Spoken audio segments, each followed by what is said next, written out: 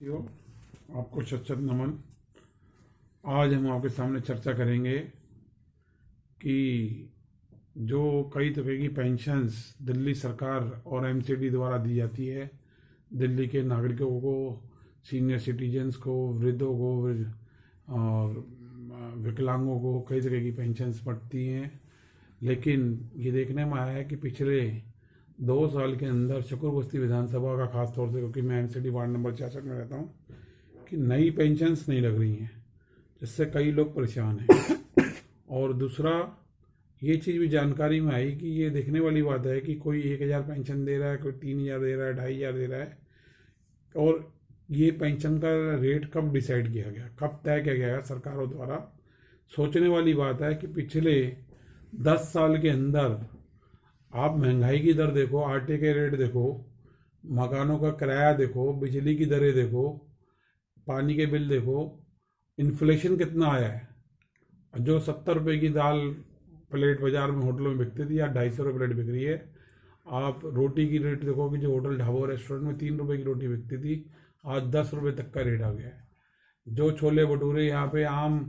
40-50 रुपये प्लेट बिक रहा, 100 रुपये तक, 120 रुपये तक प्लेट बिक रही है, और कहीं पर 150 रुपये प्लेट तक बिक रही है। कपड़े के रेट आप देखो, सिलाई के रेट देखो, किराया देखो, बसों का 3 व्हीलर का किराया देखो, ओला का किराया देखो, आप मकानों के किराए देखो, खाने पीने की चीज़ों के दालों के रेट देखो, सरसों का तेल देखो। जब इतना इन्फ्लेशन हुआ है आम रोज़मर्रा की चीज़ों के अंदर जो हम इस्तेमाल करते हैं, तो आखिर सरकार जो है इन लोगों की पेंशन्स के रेट क्यों नहीं बढ़ाती? जो ये पेंशन है हमेशा से एक समस्या और विवादों में रही है कि पहली बात तो पेंशन लगती नहीं है, इसके लिए बहुत भागा दौड़ी करनी पड़ती है, और कोई भी नेता धरना प्रदर्शन नहीं करता। बस राजनीतिक पार्टियां एक दूसरे को घेरने में लगी रहती हैं,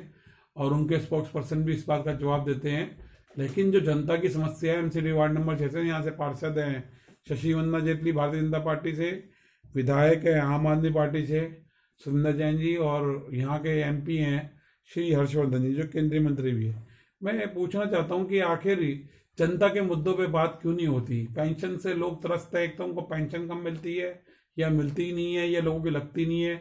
और यहाँ पे लगातार लोग जो है पेंशन के विषय में गंभीर नहीं होते, ना कोई धरने प्रदर्शन होते, ना कोई कार्रवाई होती, ना कहीं ऐसे डिस्प्ले होते कि आप इन लोगों से, हर पार्टी अपने कम से कम हर गली के 2 गली 4 गली के अंदर जब वोट लेने होते हैं तो इनके कार्यकर्ता घर तक पहुंच जाते हैं, इनके पर वोटर लिस्ट पहुंच जाती है, इनके पास टेलीफोन नंबर पहुंच जाते हैं, मिठाइयों के डब्बे पहुंच जाते हैं, इनके वादे पहुंच जाते हैं, इनके स्टिकर पहुंच जाते हैं, इनके बैनर होर्डिंग पहुंच जाते हैं, लेकिन जनता की समस्याओं पे ये जागृत नहीं होते। तो मेरी हाथ जोड़ के निवेदन है सभी पदाधिकारियों से और नेताओं से, और सभी हमारे 17 लाख कानूनी अधिवक्ताओं से, आदरणीय सर्वोच्च न्यायालय, आदरणीय उच्च न्यायालय, district and session courts, session जजेस, ऑल एमएम से, कि वो भी इस चीज़ को ऊपर देखें। उनको पर सीआरपीसी में कई जगह उनको ऐसी पावर्स दी गई है संविधान के द्वारा कि वो स्वयं भी इसमें कॉग्निजेंस ले सकते हैं कि ये पेंशन वाला जो मसला है राष्ट्रव्यापी मसला है दिल्ली के अलावा, इस पर सरकारें गौर करें और लोगों को जागृत करें, नेताओं को जागृत करें कि वो इसके लिए पूरी तरीके से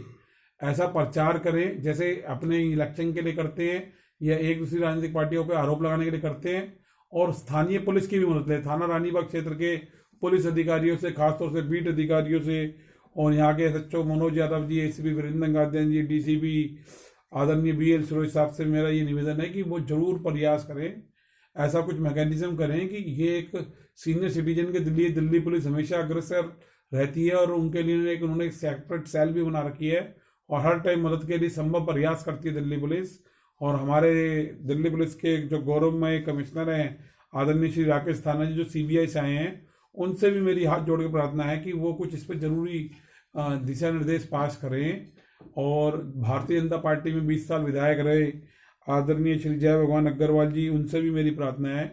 कि वो भी ऐसा कुछ मैकेनिज्म बनाएं सरकार के और अपनी पार्टियों के साथ मिलके कि आम जनता को पेंशन मिल सके, खास तौर से जिनको जो जरूरतमंद है, जिनके लिए पेंशन के नियम और मानक तय कर रखे हैं केंद्र सरकार ने, राज्य सरकारों ने, और उसके ऊपर काम हो, और ये इन्फ्लेशन के हिसाब से पेंशन की व्यवस्था बढ़नी चाहिए। और दिल्ली के अंदर खासतौर से एमसी वार्ड नंबर 66 के अंदर मेरा ये सब नेताओं से प्रचारित है, बहुत सारे नेता हजारों लाखों रुपए यहाँ खर्च कर रहे हैं पोस्टर होर्डिंग्स पे, न्यूज़ चैनल पे, अपने आप को प्रचार प्रसारित कर रहे हैं। और फिर ये लोग बहुत बड़े स्तर पे निर्माण करते हैं बिल्डिंगों का और उन रास्तों से पैसा कमाते हैं, लाखों करोड़ों रुपया, और फिर वो इसको खर्च करते हैं। उन्होंने इस राजनीति को व्यवसाय बना दिया है। तो खासतौर से उनसे हाथ जोड़ के प्रार्थना है कि कम से कम जो है अपने क्षेत्र की जनता की इस मांग को सुने और पेंशन की व्यवस्था को हर जगह प्रचारित करें, हर तरीके से व्हाट्सएप ग्रुप वगैरह पे नंबर प्रसारित करें कि जिन लोगों को पेंशन लगवानी है उनकी पेंशन लगवाई जाए जरूरतमंद लोगों की, और जो पेंशन है उसके लिए प्रस्ताव पारित करें। खासतौर से सत्येंद्र जैन से ये निवेदन है, और यहाँ वार्ड नंबर एमसीडी के 66 के शशि वंदना जेटली से और उनके पति शशि जेटली से, उनका सारा काम संभालते हैं क्षेत्र का, कि वो जरूर इसके ऊपर लिखित प्रयास करें कि भेजें सरकार को, जो संबंधित विभाग है, कि इन पेंशन को कम से कम इन्फ्लेशन को देखते हुए डबल किया जाए। इस सर्दी में कंबल भी खरीदना है, चिकित्सा की व्यवस्था भी देखनी है, उस व्यक्ति ने अपने परिवार की जिम्मेवारियां भी हैं, खुद का भी राशन का खर्चा है, कपड़े भी पहनने हैं उसको, और कई और उनकी जरूरत के साधन की चीज़ें होती हैं। तो जरूरतमंद आदमी को वो अपनी सुविधाएं जिसके लिए ये पेंशन व्यवस्था लागू हुई है वो पूरी कर सके। इसी के साथ शब्द अभिनंदन, जय हिंद, जय भारत। और लास्ट में मैं आज इसका टाइटल भी दूंगा कि पेंशन व्यवस्था को पूरी तरीके से प्रचारित किया जाए और उसको डबल किया जाए, जो भी जिस स्तर के ऊपर है, जिससे इन्फ्लेशन की वजह से परेशान लोगों को उसमें कुछ राहत मिल सके। इसी के साथ लास्ट में पुनः जय हिंद, जय भारत, जस्टिस क्रांति जिंदाबाद।